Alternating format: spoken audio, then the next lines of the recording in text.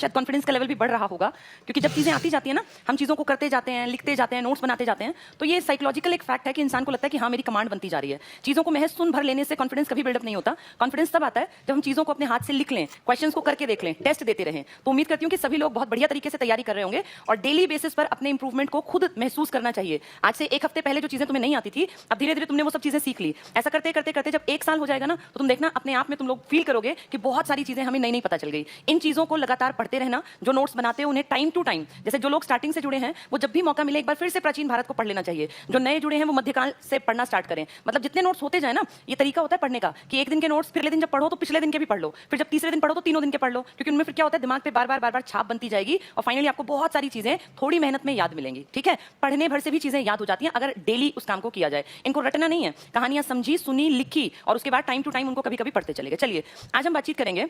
कल हम लोगों ने कंप्लीट किया था दिल्ली सल्तनत का पहला वंश, दिल्ली सल्तनत। इसको दिल्ली सल्तनत क्यों कहते हैं? क्योंकि दिल्ली के आसपास एक मेन टेरिटरी डेवलप की गई थी और सुल्तानों ने इस पर राज किया, तो इसलिए इसका नाम पड़ा दिल्ली सल्तनत। मोहम्मद गौरी के 3 खास आदमी थे, उसके गुलाम थे, जिनमें ऐबक वो आदमी है जिसने दिल्ली सल्तनत की स्टार्टिंग की थी। महज 4 ही साल राजा रहा, लेकिन एक बेस बना के चला गया जिसका फायदा इल्तुतमिश को मिला, उसकी बेटी रजिया सुल्तान को मिला और फाइनली बलबन को तो बहुत ज्यादा फायदा मिला, क्योंकि बलबन ने लौह और रक्त की नीति अपनाई, सिजदा पावोस की प्रथाएं शुरू की, नौरोज उत्सव मनाना स्टार्ट किया और एक डर पैदा करने के लिए अपने व्यवहार को पूरी तरह से बदल लिया। उस चालीसा को ही खत्म कर दिया जिसका कभी वो खुद मेंबर हुआ करता था। ये गुलाम था पहले, गुलाम की लायकियत इतनी थी कि बढ़ते बढ़ते बढ़ते 40 साल तक इसकी मर्जी से दिल्ली सल्तनत का राज चला। पहले 20 साल ये संरक्षक के रूप में काम करता रहा, जब नासिरुद्दीन महमूद था जिससे इसने अपनी बेटी की शादी भी की थी, और फिर जब वो मर गया तो 20 साल इसने सुल्तान के रूप में काम किया। ठीक है, ये हमने पढ़ लिया था। इसके बाद लगभग कमजोरी कहीं ना कहीं देखने में आई और बलबन का बड़ा बेटा मारा गया था।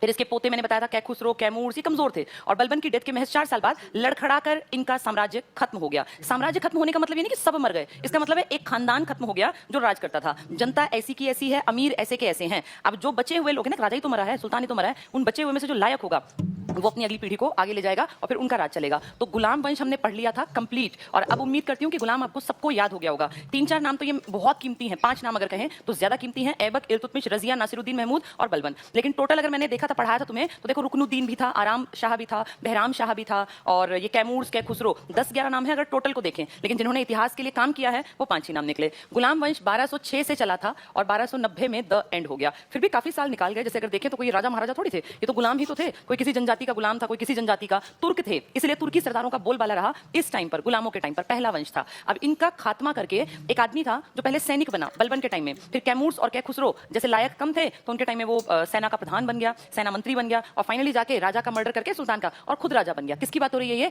खिलजी वंश के जलालुद्दीन खिलजी की।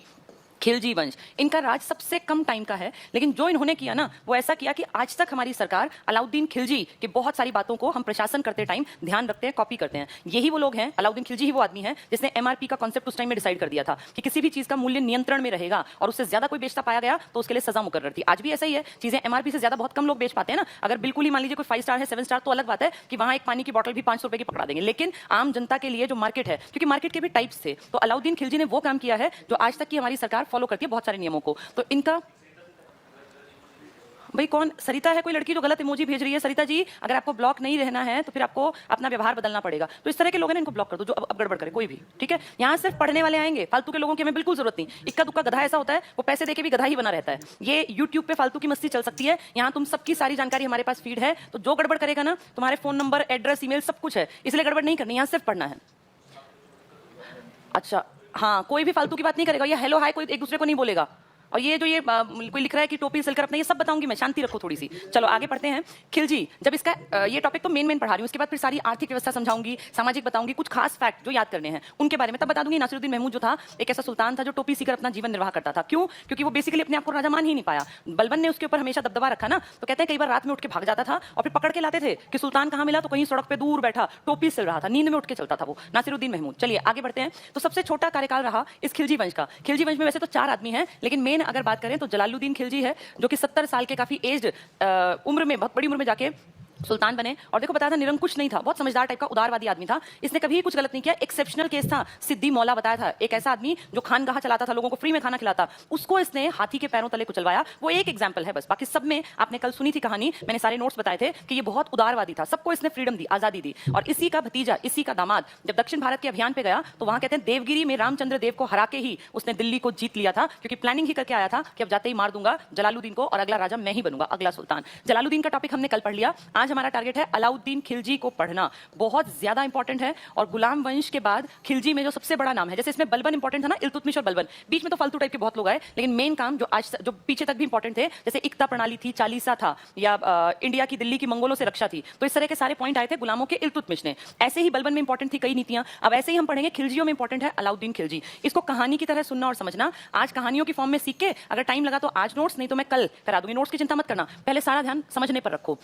तो आज हम पढ़ रहे हैं एक ऐसे आदमी को जो अनपढ़ था, पढ़ा लिखा नहीं था, लेकिन जिसने इतने रिफॉर्म्स किए अपने समाज में, अपने टाइम की सल्तनत में, कि उसके रिफॉर्म्स के कारण इसका टाइम काफी हद तक ऐसा टाइम था जब लोग दिमागी रूप से आजादी फील करते थे। उस टाइम महंगाई बिल्कुल खत्म बराबर थी, सैलरी बहुत कम रखी लेकिन फिर महंगाई भी खत्म बराबर कर दी, बहुत स्ट्रिक्ट आदमी था। इसने प्लान्ड तरीके से राज किया, इसका राजपाट सही चला और ये 1296 में अपने चाचा का मर्डर करके राजा बना और 1316 तक इसने राज किया। यानी इनका वंश सिर्फ 4 साल और टिक पाया। इसके बाद इसके चाचा ने राज किया था 6 साल, इसी के कारण राज किया क्योंकि ये ताकतवर था, और इसके बाद जो टिका वो सिर्फ 4 साल, और उसमें भी इसका जो अगला वंशज आया वही 4 साल काट गया। जो चौथा नाम है वो तो हिंदू था और वो जबरदस्ती का मुसलमान बनाया गया था, उसने सिर्फ अप्रैल से सितंबर तक राज किया 1320 में। और इसीलिए फिर जब एक हिंदू राज कर रहा था, नाम बदल के बेशक मुसलमान बन गया, तब फिर गयासुद्दीन तुगलक ने कहा था इस्लाम खतरे में है। आज भी सुनते हो ना ये डायलॉग, इस्लाम खतरे में है, ये तब भी कहा गया था। और यही कारण था कि उस हिंदू धर्म से परिवर्तित हुए मुस्लिम का मर्डर किया गया और गाजी बेग तुगलक ने फिर अगला वंश चला दिया, जिसको हम कहते हैं तुगलक वंश। तो आज हमें सिर्फ 30 साल की कहानी, कल मैंने 6 साल की बता दी थी, कल मैंने सारी डिटेल बताई थी कि कैसे जलालुद्दीन के टाइम क्या क्या हुआ। आज हमें मेनली ये 20 साल पढ़ने हैं, इनमें क्या कुछ हुआ, क्यों अलाउद्दीन खिलजी को हम कहते हैं कि अपने टाइम का बेस्ट एडमिनिस्ट्रेटर था।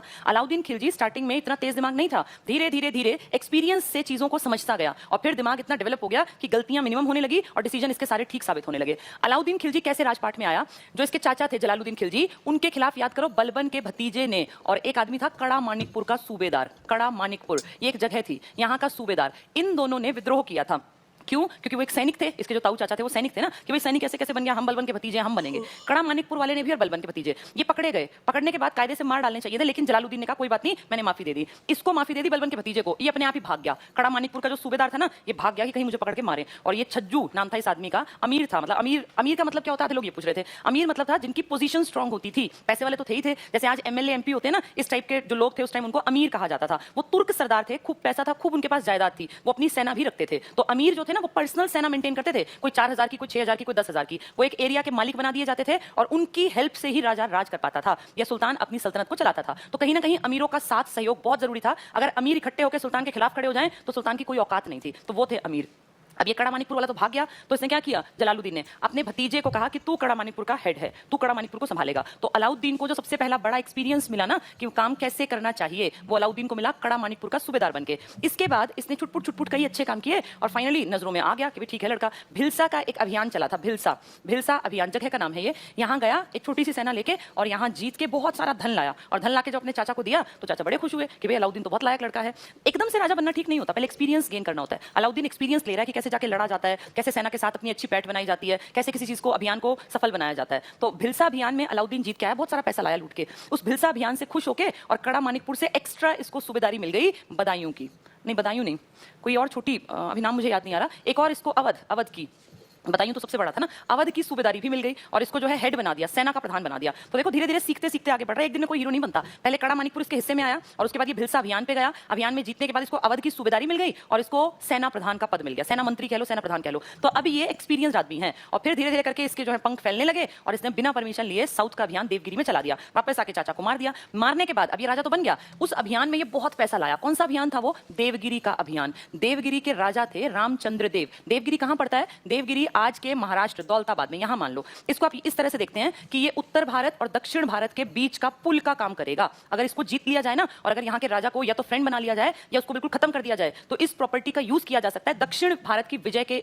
तरह से। तो अगर ये पुल पे हमारा कब्जा हो जाए, ये सोच रहा है, तो ये दक्षिण हमारा है, आगे जाके करेगा भी ऐसा। अभी तो सिर्फ ये जीत के आया, वापस आ गया धन लूट के। ये नहीं कि तुम हमारी बात मानो, धन लूटा देवगिरी से, दुनिया भर का पैसा और सोना लाया, और लाके फिर इसने उस पैसे का यूज क्या किया, उस पैसे को बांट दिया। जब अपने चाचा को मारा ना, तो चाचा के जो कुछ खास आदमी थे, जो अमीर आदमी थे, जो तुर्क सरदार थे, अब ये एंटी होंगे, ये कहेंगे भाई तूने क्यों मारा इसको, जलालुद्दीन को, और तू कौन है इसको मारने वाला। तो इनका मुंह बंद करने के लिए पैसा इनके मुंह में पहले ही ठूस दिया। पैसा कहां से लाया, ये कोई राजा थोड़ी है। तो देवगिरी अभियान से ढेर पैसा लाया, और उस पैसे को लाके जैसे ढेर ढेर सोना पकड़ा दिया एक एक तुर्क सरदार को, कि ये बोले ही ना। जब ये बोलेंगे नहीं, जनता को क्या मतलब कौन राजपाट संभाल रहा है, जनता कभी दिक्कत नहीं मानती। दिक्कत करते थे तुर्क अमीर सरदार, तो इनका मुंह बंद कर दिया। इनका मुंह बंद करके कम से कम ये मेंटली फ्री हो गया। लेकिन अभी ये राजा बनने के काम थोड़ी चलता है, राजा बनके जिम्मेदारी ज्यादा आती है। अब इसने प्लान किया कि क्या दिक्कत है, मुझे कैसे बढ़िया काम करना है। अब इसका जो चाचा था वो तो 70 साल का बूढ़ा था, वो तो वैसे भी खिसकने थे। तो इसको लगा कि यार मुझे ना काम जमाना है, मैं 2-4 साल टिकने के लिए नहीं आया, मैं यहाँ आया हूँ यहाँ से आगे जाने के लिए और प्रोग्रेस करने के लिए। मुझे दक्षिण तक अपना एरिया, अपनी टेरिटरी बढ़ानी है। देवगिरी जीता था, लेकिन देवगिरी सिर्फ आक्रमण करके धन लूटा था, अभी देवगिरी इसके हिस्से में नहीं था, वो बाद में आएगा। तो अब इसने दिमाग दौड़ाया कि चलो सब मेरे फेवर में आ गए, लेकिन मेरे सामने दिक्कतें आएंगी। क्यों? क्योंकि टाइम टू टाइम मेरे खिलाफ बहुत सारे लोग विद्रोह करेंगे, कहीं ना कहीं विद्रोह होगा। अब विद्रोह होगा तो मुझे क्या करना चाहिए। इसने पहले कारण पता लगा, ये सोच समझ के काम करता था कि यार किसी भी राजा के टाइम में विद्रोह क्यों होते हैं, किस कारण से राजा जो है उसकी हत्या कर दी जाती है। तो इसकी समझ में जो बातें आई, वो पहली बात ये कि विद्रोह का कारण है कि राजा को या सुल्तान को अपनी प्रजा से संबंधित या अमीरों से संबंधित कोई जानकारी ही नहीं है, कहां कौन क्या प्लानिंग कर रहा है। राजा अनजान है, वो बस राजमहल में बैठा रहता है, कभी कभी यात्राओं पर जाता है, इक्की दुक्की बार विद्रोह दबाने, और वो आनंद ले रहा है जीवन का। ये गलत तरीका है। राजा की जिम्मेदारी है उससे हर इलाके, हर प्रांत की जानकारी हो, हर इक्ते के बारे में पता हो कि कहां से पैसा कमाया, कहां का आदमी चालाक है, कौन मेरे खिलाफ प्लानिंग कर रहा है, कौन मुझे मारना चाहता है। तो इसके लिए उसने क्या किया कि अपनी खुद की, देखो एक चीज समझो, जो आदमी अपना काम खुद नहीं करता ना, उसका काम नौकर कभी नहीं करते। अपना काम स्वयं करना पड़ता है, बड़े लेवल का। झाड़ू पोछा नौकर कर देगा, लेकिन कोई भी आदमी राजा का काम, राजा का सब्स्टिट्यूट कैसे बनेगा। और अगर वो इतना लायक है कि राजा का सारा काम कर सकता है, तो राजा की हत्या ही ना कर दे, वही ना राजा बन जाए। तो ये कहीं ना कहीं राजाओं की कमी थी कि वो अपने मेहनत ना करके बाकी लोगों को, तुर्क सरदारों को कहते तुम संभालो। जिस तुर्क सरदार के मन में आएगा कि यार पागल राजा, कुछ करना ना धरना इसको, मैं इसको मार के मैं ही ना राजा बन जाऊं, तभी तो इनका मर्डर होता था। तो इसने सबसे पहले कहा कि मुझे सारी जानकारी चाहिए, हमारे एरिया में कितने प्रांत हैं, किस इक्ते का कौन हेड है, कितना रुपया कहां से आता है, किसके पास कितनी सेना है। क्योंकि सेना के अगर मान लो 4 इकट्ठे होकर अपनी सेना इकट्ठी कर लें और कई हजार सैनिकों को लेकर दिल्ली पे आक्रमण कर दें, तो राजा तो मर गया। राजा की कोई केंद्रीय सेना नहीं, वो डिपेंड करता है छोटे मोटे इक्तादारों के ऊपर, सूबेदारों के ऊपर। तो इसने कहा मुझे सारी जानकारी चाहिए, पहली चीज। फिर इसने देखा कि ये जानकारी मुझे असली क्यों देंगे, भाई कोई भी इक्तेदार क्यों बताएगा कि जी मैंने पैसा खा लिया या मैंने इस इलाके से इतने रुपए इकट्ठे कि मैंने बस 10% दिया, कोई थोड़ी बताएगा। तो इसकी समझ में आया कि मुझे अपने सारी जानकारी के लिए गुप्तचर रखने पड़ेंगे। एक गुप्तचर विभाग बना दिया। आप आज भी जानते हैं ना, देश में सीआईडी काम करती है, देश में आईबी काम करती है, इंटेलिजेंस ब्यूरो, जो ये डिपार्टमेंट है ना, क्राइम इन्वेस्टिगेशन टाइप का, ये सब तुम्हें नहीं पता, हमें भी नहीं पता। ये कपड़े बदल के कहां कहां घूमते रहते हैं। कोई ऐसा इलाका नहीं होता जहां की चीजों पे सीआईडी वालों की नजर ना हो, आपको पता भी नहीं चलेगा। आपकी गली में से कौन कपड़े चेंज करके, और एरिया डिवाइड होते हैं। ये तब भी थे, आज भी हैं। आज हमें पता नहीं चलता, तब भी जनता को पता नहीं चलता था। इनके एरिया डिवाइडेड होते हैं। जैसे 10 गली एक आदमी की, उसकी रोज की ड्यूटी है वो गलियों में घूमेगा, तुम्हें पता नहीं चलेगा, क्योंकि ना वो आई कार्ड दिखाएगा और ना वो कहीं से तुम्हें नजर आएगा, वो नॉर्मल आदमी दिखेगा। तब भी गुप्तचर यही काम करते थे, कहीं भी लोगों के बीच में जाते और पता लगा लेते कौन चालाकी कर रहा है, कौन विद्रोह की प्लानिंग कर रहा है, कौन किसके घर में शादी ब्याह करके और अपनी सेना को इकट्ठी करना चाहते हैं। तो ये गुप्तचर विभाग काम की चीज था। किसने, अनपढ़ आदमी है, लेकिन देखो दिमाग कितना दौड़ाया। तीसरा, इसने देखा कि मेरे खिलाफ ज्यादातर जो विद्रोह करते हैं ना, वो सूबेदार होते हैं, इक्तादार होते हैं, या अमीर तुर्क सरदार। तो इसने क्या किया, इसने कहा भाई कोई भी अमीर जो है, जो ये अमीर हैं, ये अपनी जो बहुत बड़ी बड़ी प्रॉपर्टी, पहले के राजाओं ने इनको प्रॉपर्टी दे रखी थी ना, इसे सब छीन ली। ऐसी कैसी फालतू प्रॉपर्टी। पुराने राजा क्या करते, किसी से खुश होते, ले ये सारी जमीन तेरी, क्योंकि इंडिया इतना अमीर था, इतना बड़ा इलाका, कहीं भी भूमि पकड़ा दो, वो राजा बनके खुश हो गया, सुल्तान की मैंने भूमि दान कर दी, वो दान लेने वाला अमीर बनता जाएगा। तो इसने कहा भाई अमीरों को ऐसे फालतू प्रॉपर्टी जो मेरे माँ, मतलब मेरे ताऊ चाचा या पुरानों ने दे रखी है ना, वो सब जब्त की जाएगी। क्यों? क्योंकि उनको क्या जरूरत है ऐसी प्रॉपर्टी की, वो जिस इलाके के हेड है बस उसमें काम करेंगे। तो अमीरों की प्रॉपर्टी फालतू थी, पैसा ज्यादा होता था, ये शराब खूब पीते थे। चौथा पॉइंट, इसने देखा कि मेरे खिलाफ प्लानिंग होती है, जब ये लोग शराब पी लेते हैं ना, फिर ये षड्यंत्र करते हैं। 4 अमीर बैठ के शादी ब्याह के उत्सव में, भाई आपस में शादी कर दी, किसी की बेटी किसी का बेटा, मान लो 4 रिश्तेदारी बन गई आपस में, इकट्ठे बैठे हैं, शराब चल रही है, और फिर प्लानिंग करेंगे ये कैसा राजा है, सुल्तान है, इसको मारो, हम राज करेंगे। तो एक को चढ़ा देंगे कि भाई तू राज करने लायक है, षड्यंत्र बनाएंगे। तो ये जो घटिया प्लानिंग करते थे ना ज्यादातर लोग, ये शराब पी के करते थे। तो इसने कहा शराब बंदी करूंगा, भाई शराब चलेगी नहीं, शराब नहीं चलेगी तो होश में आदमी जो है ना ऐसी घटिया प्लानिंग कम करते हैं। तो शराब का इसने फाइंड आउट किया कि शराब एक कारण है षड्यंत्रों का। अमीरों की प्रॉपर्टी फालतू होने से इनके दिमाग में चर्बी चढ़ गई है, तो अमीरों की फालतू प्रॉपर्टी छीन लेनी चाहिए और उसको खालसा भूमि बना दूंगा। खालसा मतलब राज्य की प्रॉपर्टी, राजा की प्रॉपर्टी, अमीरों की नहीं है, वो सरकार के मुखिया की यानी सुल्तान की है। गुप्तचर विभाग बना दूंगा, सुल्तान में खुद सारी जानकारी रखूंगा। अब ये सब ऐसे काम है जिनसे ये दिख रहा है कि इसका काम बढ़िया जम जाएगा, क्योंकि अब अगर कोई भी षड्यंत्र करेगा ये तुरंत पकड़वा देगा, मरवा देगा, क्योंकि इसके पास गुप्तचर विभाग है।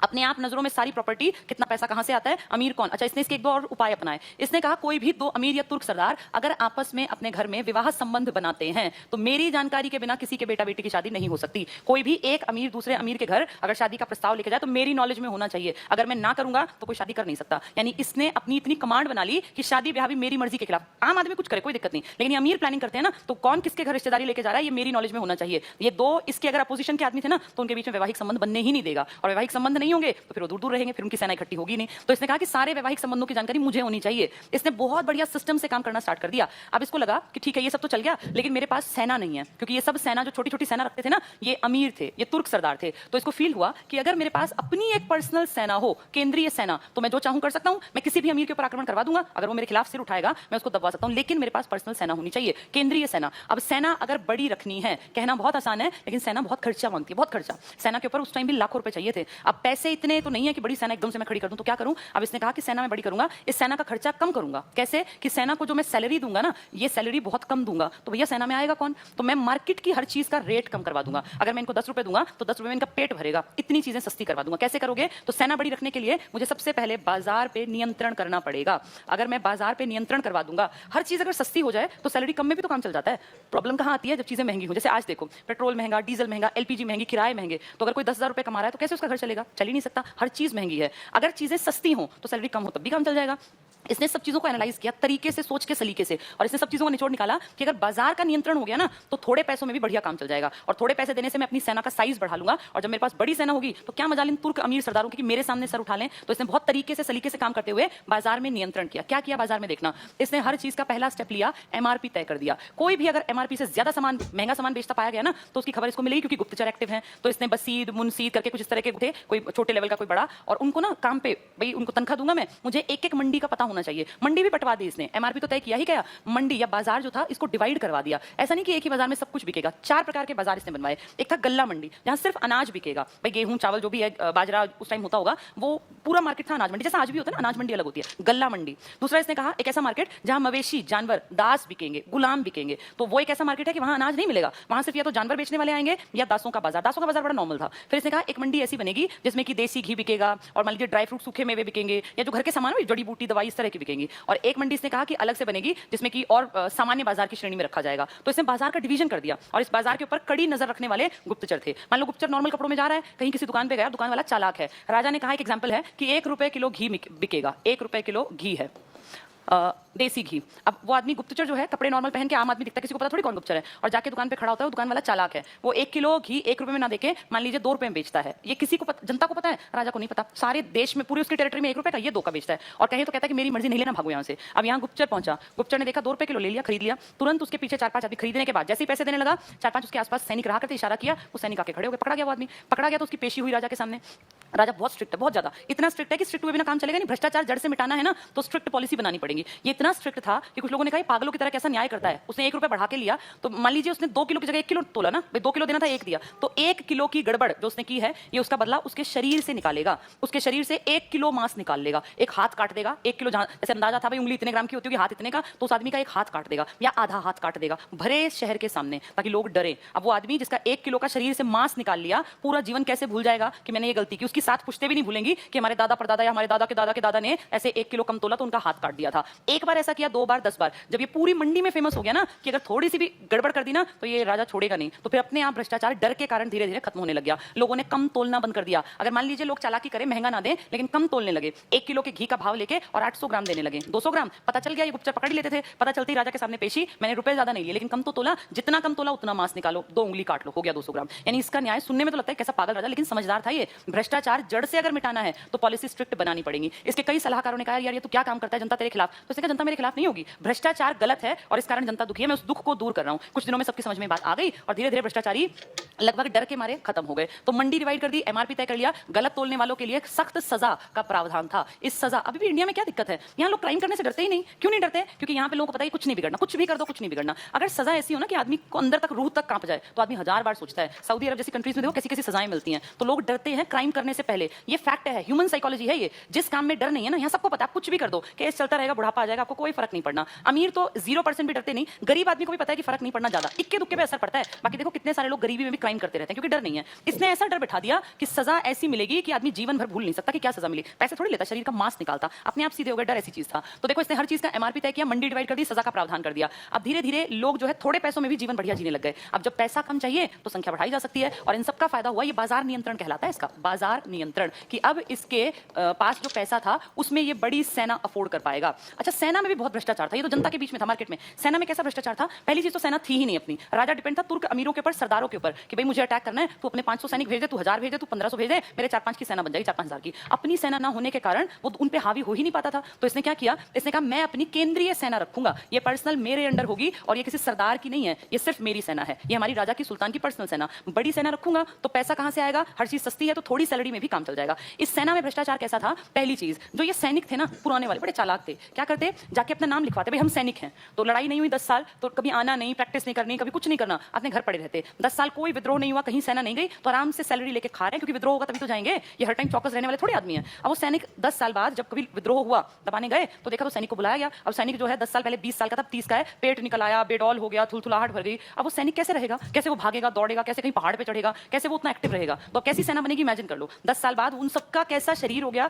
उन सब में वो ताकत, वो हिम्मत, वो जुनून बचा ही नहीं। तो सेना जो थी ना, सैनिक जो थे, ये प्रॉपर होने चाहिए, और सैनिक होना चाहिए वही आदमी जिसका नाम लिखा है। एक और चालाकी थी, नाम लिखवा लेते। मान लीजिए कोई रामचरण सिंह ने नाम लिखवा लिया सेना में, और फिर जब रामचरण सिंह का नंबर आया ना 10 साल बाद कभी, तो रामचरण का बेटा जवान हो गया, बोला यार मैं नहीं जाता, तू चला जा। या मान लो उसने कहा पिताजी मैं भी नहीं जाता, गुलाम को भेज देते हैं, तो गुलाम चला गया। कोई प्रैक्टिस नहीं, कोई ड्रिल नहीं, कुछ नहीं, गुलाम जाके खड़ा हो गया, मैं हूं सैनिक। वो कैसे बंदूक चलाएगा? या मान लीजिए उस टाइम तीर थे, भाले थे, जो भी था, कैसे चलाएगा? तो ये कहीं ना कहीं सेना की कमजोरी थी। इसने कहा सैनिक जो होंगे ना परमानेंट होंगे, और सैनिक हुलिये लिखे जाएंगे। हुलिये मतलब उस टाइम में जैसे रोल नंबर दिया, तो आज अपीरियंस है ना, लिखना नहीं पड़ता, बायोमेट्रिक सिस्टम और ये सब आ गया, लेकिन उस टाइम इनके पास ऑप्शन नहीं था। तो ऐसा ना हो सैनिक नाम कोई लिखवाए, आए कोई, तो हुलिये लिखे, भाई इतने फुट का आदमी, ऐसी कदकाठी, ऐसा रंग रूप, और नोटिस करते भाई रामचंद्र यही है ना 6 फुट का आदमी। ऐसा ना हो रामचंद्र आज आया, 4 दिन आया, 5वें दिन अपने गुलाम 4 फुटिये को भेज दिया, ये नहीं होना चाहिए। रामचंद्र आएगा तो रामचंद्र ही आएगा, 4 साल 6 साल 10 साल जितने साल नौकरी करेगा, तो रामचंद्र को फिट रहना पड़ेगा, डेली भागेगा, दौड़ेगा, प्रैक्टिस करेगा, ड्रिल करेगा, अपने आप जुनून से भरा रहेगा। इस सेना में देखो जो लोग हैं वो बुढ़ापे तक भी तो उनके मन में जज्बा वही रहता है। क्यों? क्योंकि लगातार उसी माहौल में वो लोग बैठे रहते हैं, उसी में वो लोग प्रैक्टिस करते रहते हैं। तो सैनिकों के हुलिये लिखना स्टार्ट किया। अब चालाकी नहीं चलेगी, अब कोई पेट निकला आदमी सेना में नहीं रहेगा, अब कोई ऐसे थुलथुलाहट वाला। अब सैनिक वो होगा जो डेली आएगा, प्रैक्टिस करेगा, भाग दौड़ करेगा, और हर टाइम एक्टिवली पार्टिसिपेशन के जज्बे के साथ राजा के लिए काम करेगा। तो सैनिक सारे एक्टिव हो गए, सबकी बढ़िया कदकाठी, बढ़िया शरीर बना हुआ, यानी अब सेना ताकतवर है।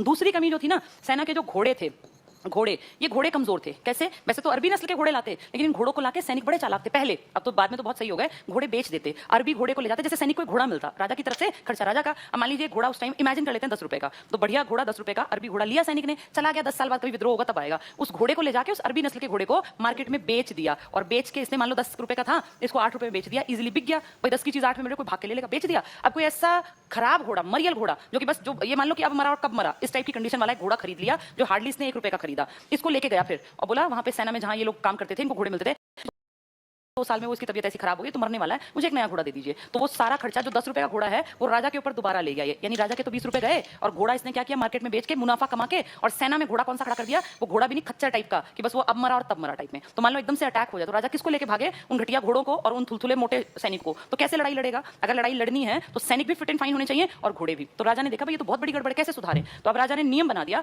कि अब के बाद जितने भी राजसी घोड़े होंगे, शाही घोड़े होंगे, जैसे ही घोड़ा आएगा, क्योंकि घोड़े तो मरेंगे, नए नए लाते रहेंगे अरबी घोड़े, तो उस पर ना एक सील बना दी, एक मोहर बना दी जिस पे राजकीय चिन्ह था, और जैसे ही घोड़े लाए जाते उनके पैर के पास वो राजकीय चिन्ह लगा दिया जाता। वो थोड़ा इस तरह का था कि वो स्किन को वहां से हटा देता और वो एक परमानेंट निशान बन गया। तो ये परमानेंट निशान हर घोड़े के पैर के पास बना दिया, हर घोड़े के। और फिर घोषणा करवाई कि अगर किसी आदमी के पास, सेना से अलग आम जनता के पास ये निशान वाला घोड़ा मिल गया ना तो उसकी खैर नहीं है। लोगों के मन में डर क्या था कि ये 100 ग्राम के बदले भी मांस काट लेता है, घोड़ा पता नहीं कितने किलो का होगा, आदमी को पूरे को मार देगा तब भी इसकी वसूली नहीं होगी। डर बहुत बड़ी चीज है। इस राजकीय स्टैंप ने वो काम कर दिया, उस डर ने वो काम कर दिया कि जनता ने ये घोड़े 1 रुपए में खरीदने भी, हमने देखते भी कितने का घोड़ा है, घोड़ा बढ़िया है, लेकिन इस पर राजकीय चिन्ह है, तू मरेगा, मुझे नहीं चाहिए, बेशक तू फ्री में दे, मैं नहीं लूंगा। यानी अब सैनिकों को घोड़े बेचना बहुत मुश्किल हो गया। अब इनका जो ये गोलमाल था ना भ्रष्टाचार, ये बंद कर दिया। तो घोड़े बेस्ट हो गए, सैनिक बेस्ट हो गए, और सेना हो गई बड़ी। इस सब का फायदा मिला किस बड़े आदमी को? अलाउद्दीन खिलजी को। ये प्लानिंग होती है, सबकी प्लानिंग थोड़ी कामयाब होती है। समझदार आदमी चीजों को एनालाइज करता है, इनकी जड़ तक, तह तक जाता है, कमी कहां, कमी थी ये सब, इससे पहले किसी ने सोची नहीं, अब इसने सोचा और इन कमियों को दूर कर दिया।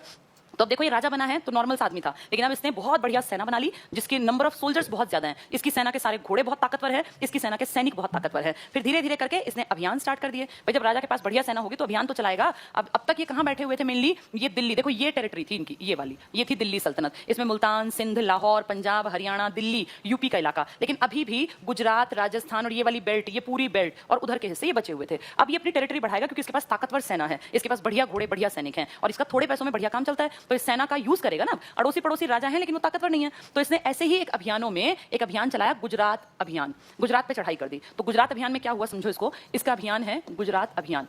जब इसने यहाँ चढ़ाई की ना तो इस गुजरात अभियान में जब ये लोग पहुंचे तो बड़ी सेना लेके गए हैं, गुजरात का राजा हारेगा। गुजरात का राजा जो था रायकर्ण बघेल नाम है इसका, रायकर्ण बघेल, कहीं कहीं राजा कर्ण बघेल भी लिखा है, कर्ण बघेल ये राजा है। जब इसके ऊपर इतनी ताकतवर सेना आई तो ये अपने आप समझने की बात है कि राजा को भागना पड़ेगा जान बचाने के लिए। ये यहाँ से भाग के और जो देवगिरी का राजा था ना उसके वहां चला गया, अपनी बेटी को भी ले गया। इसकी बेटी है देवल देव, अपनी बेटी को पत्नी को छोड़ गया। इसकी पत्नी जो थी वो अलाउद्दीन खिलजी के कब्जे में आ गई और उसने फिर उससे शादी की और फिर अलाउद्दीन खिलजी की पत्नी जो बनी ये कमला देवी, इसके कहने पर इसने देवगिरी अभियान चलाया था। तो पहले गुजरात अभियान की बातचीत कर लेते हैं। वहां के राजा के ऊपर इसने अटैक किया, राय या राजा कर्ण बघेल के ऊपर अटैक कर दिया। इसकी बेटी और ये बेटी का नाम क्या, देवल देव, ये तो भाग गए, पकड़े नहीं गए, खाली करके अपना इलाका और भाग गए। भाग के कहां चले गए, देवगिरी यानी महाराष्ट्र की तरफ। तो गुजरात महाराष्ट्र इकट्ठे ही तो हैं, पहले सारा बंबई था, ये यहाँ चले गए। तो यहाँ ये पहुंचा तो राजा तो गायब, तो खूब लूट की इसके आदमियों ने, ये खुद नहीं गए, इसके आदमी गए थे, तो खूब लूट मचाई। और जो यहाँ पे मंदिर था ना, सोमनाथ का मंदिर याद होगा ना, सोमनाथ, इस टेंपल जिसको देखो भीम फर्स्ट और भीम सेकंड हमने पढ़े थे, इसको लूटा, सोमनाथ मंदिर को खूब लूटा और सोमनाथ मंदिर से खूब पैसा इसको मिला, खूब मतलब बढ़िया अटैक में मनी मिली। यहीं पे कहते हैं इसको एक आदमी मिला था, वो आदमी प्रॉपर आदमी नहीं, हिजड़ा था वो, मलिक काफूर। मलिक काफूर का ऐसा नाम है जिसके कारण कहते हैं ये दक्षिण में विजय कर पाया था। 1000 दिनार में खरीदा था मलिक काफूर, उस टाइम की मुद्रा थी दिनार, तो 1000 दिनारी कहलाता है एक आदमी जिसका नाम है मलिक काफूर। अब देखो ये कितना लकी रहेगा ये आदमी, ये इसके अभियान को दक्षिण ले जाएगा और ये इसके लिए वो हीरा लाएगा जो आज महारानी के ताज में लगा है, लंदन की, ब्रिटेन की महारानी। कौन सा हीरा, कोहिनूर हीरा, जिसकी दुनिया में मशहूरी थी। कोहिनूर इतना खूबसूरत हीरा है कि जिसकी टक्कर का कोई हीरा किसी देश में नहीं था। वो हमारी तेलंगाना की खदानों से निकला था और जब साउथ में जाएगा ना ये बड़ी सेना लेके, तो वो डर के वहां तेलंगाना वारंगल राजधानी थी, उसके राजा ने इसको दे दिया था, प्रताप रुद्रदेव उसका नाम था शायद, कि भाई तू ले जा और अपने राजा को दे देना।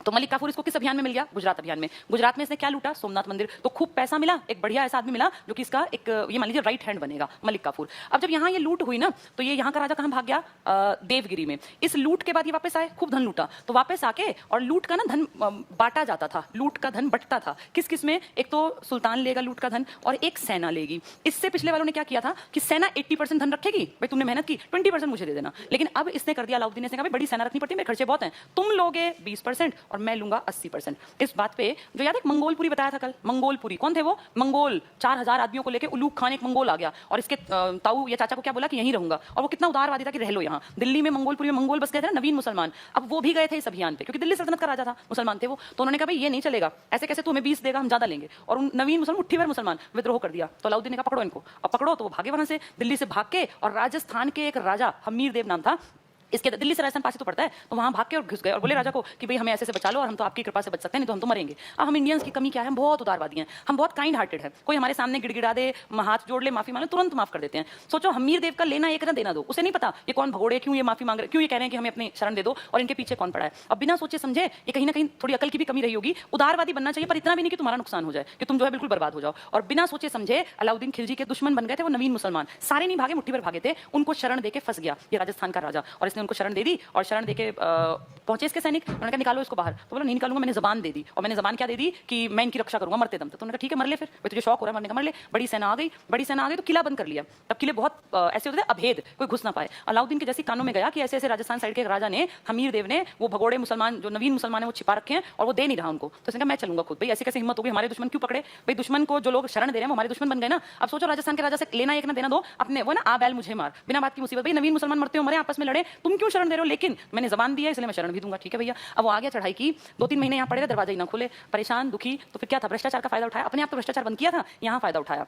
और उसका एक बड़ा सेनापति था, उसको लालच देके अपने पार्ट पे मिला लिया और पता कर लिया कि किले का कौन सा हिस्सा कमजोर है। सारा किला बराबर ताकतवर नहीं होता। अगर आपने मणिकर्णिका मूवी देखी हो, झांसी का किला, तो देखो एक आदमी ने बता दिया था जाके कि कौन से हिस्से की दीवार मजबूत नहीं है, कमजोर है। यही इनके साथ हुआ, और जब किले पे आक्रमण किया उस कमजोर हिस्से पे, तो वो टूट गया। वहां से अलाउद्दीन की बड़ी सेना घुस गई और जो राजा था उसको दिखा कि तो मरना पड़ेगा, तब भी ना कोई माफी ना, ठीक है जबान दे रखी है, बेशक मरना पड़े। उसकी जो पत्नी थी और बहुत सारी राज्य की महिलाएं जो थी, ये जौहर आपको पता ही है पुराने टाइम से चल रहा था, उन्होंने वो अग्निकुंड तैयार कर रखा था, और जैसे ही देखा कि वो लोग घुस आए हैं, मुस्लिम कम्युनिटी पूरी मतलब सेना के साथ राजा भी, तो तुरंत कहते हैं वहां पे हजारों औरतों ने उसमें अग्निकुंड में जौहर कर लिया कि भाई हम लोग कहीं ये लोग हमें पकड़ ले और हमारे पतियों को मार दें, तो उससे पहले वो जौहर कर चुकी। ये सब बातें अमीर खुसरो ने बताई हैं। कहते हैं 30,000 किसानों को मारा गया था, बर्बर हत्याकांड हुआ था, गुस्से में आके अलाउद्दीन ने 30,000 किसान